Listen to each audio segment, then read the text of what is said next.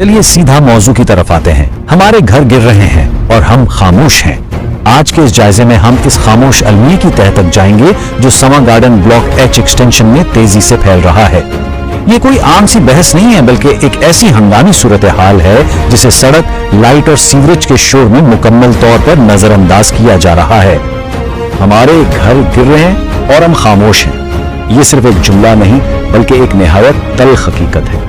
एक ऐसी सूरत हाल जहां लोगों के घर जो उन्होंने अपनी जिंदगी भर की जमा पूंजी से बनाए, लफ्जी तौर पर जमीन में धंस रहे हैं। दीवारें झुक रही हैं, दरारें पड़ रही हैं और फिर भी एक अजीब सी खामोशी छाई हुई है। सवाल ये पैदा होता है कि क्या स्वान गार्डन के रिहायशी वाकई जानते हैं कि उनका असल मसला है क्या? जिन चीजों की रोजमर्रा शिकायत की जाती है, क्या वाकई वही सबसे बड़ा खतरा है? जब घरों की बुनियादें ही हिलना शुरू हो जाएं, तो जाहिरी शिकायतों का क्या जवाब रह जाता है? हिस्सा अव्वल, जाहिरी मसाइल और हकीकत। आखिर असल खतरा है क्या? अब इसे एक आइसबर्ग की तरह समझें। ऊपर क्या नजर आ रहा है? नई सीवरेज लाइनें, चमकती हुई सड़कें, स्ट्रीट लाइट्स और आवारा कुत्तों से निजात के मुतालबात। लेकिन जमीन के बिल्कुल नीचे की हकीकत बिल्कुल मुख्तलिफ और डरावनी है। बुनियादें खोखली हो रही हैं, जमीन धंस रही है और पानी का नामो निशान मिट रहा है। ये बिल्कुल वैसा ही है जैसे कोई डूबते हुए जहाज पर खड़ा होकर उसके रंगो रोगन की फिक्र कर रहा हो। क्योंकि सीधी सी बात है, एक नई सड़क या स्ट्रीट लाइट उस वक्त बिल्कुल बेकार है जब वो घर ही जमीन में धंस जाए जिसे ये सहूलियात दी गई हैं। अगर वो घर ही बाकी ना रहे जिसके लिए सड़क बनाई गई, तो इस तमाम तरक्की का आखिर क्या फायदा? ये वो कड़वी सच्चाई है जिसे मानना ही पड़ेगा। हिस्सा 2, जमीन धंसने की साइंस और इसके हकायक। यहाँ एक इंतहाई चौंका देने वाला हिस्सा हमारे सामने आता है। 23 सिर्फ 300 मीटर के महदूद दायरे में 23 से जायद हैवी ड्यूटी ट्यूबवेल्स दिन रात चल रहे हैं। और जरा तस्वीर करें, दिन में 22 घंटे चलने वाली ये मशीनें हर घंटे 5000 गैलन पानी खींच रही हैं। ये इतना शदीद दबाव है जिसे जमीन ज्यादा देर तक बर्दाश्त नहीं कर सकती। ये कोई तस्वुराती कहानी नहीं, साइंस है। एक बड़ा खौफनाक सिलसिलावार अमल। पहले मरहले में मुसलसल डीप पंपिंग से पानी खींचा जाता है।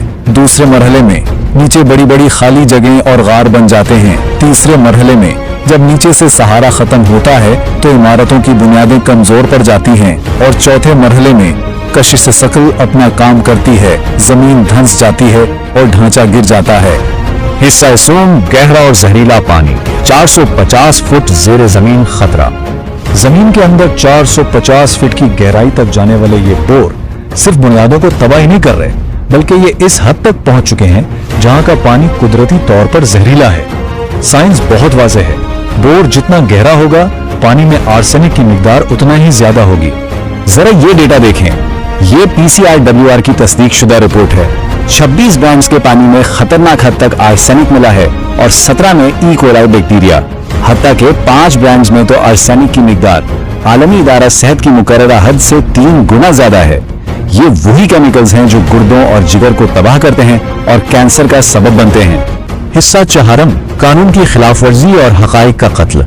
महज 15 फुट बहुत सी बड़ी इमारतों की बुनियादों से इतने ही कम फासले पर 450 फुट गहरे बोर किए गए हैं। किसी भी कसीरुल मंजिला इमारत के बिल्कुल साथ इतना गहरा गड़ा खोदना सीधा सीधा इंजीनियरिंग और तामीराती उसूलों का कत्ल है।